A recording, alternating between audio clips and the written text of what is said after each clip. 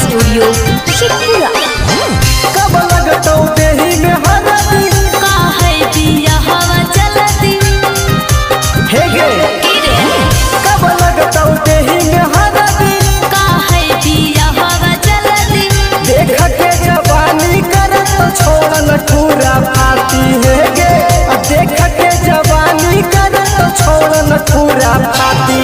अरे तोरे खूबे प्यार बनैबै जीवन साथी। अच्छा असली मरद हो हाथै माझी जाती जिया असली मरद हो हाथै माझी जाती तो हिला दे गे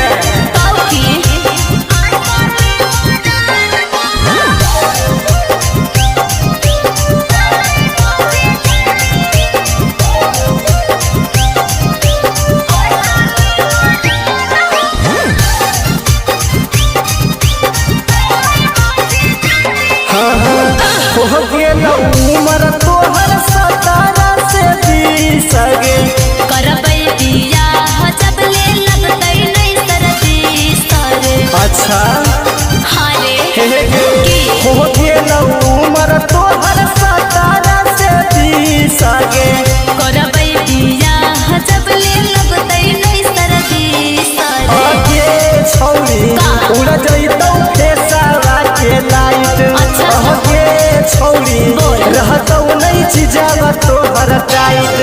अरे तोरै खूबे प्यार बनैबै जीवन साथी आओ बोल असली मरद हो हाथै माझी जाती बाबा असली मरद हो हाथै माझी जाती।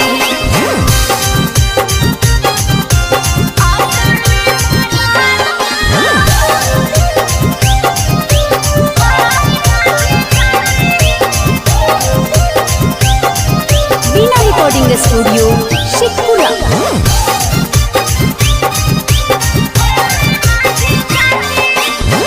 जलती बना ले अखन से भातार गे जहते नहीं बोले नहीं ता मर बहु बड़ी मार रे काहे गे तो उहे लाइकी जलती बना ले बादल बिहारी के भातार गे ऐसे नहीं बोले नहीं ता मर बहु बड़ी मार रे। अहके छौरी एकरा से निक नहीं मिलतौ मरदा अहके छौरी से जपर उड़ैतौ खूबे गरदा।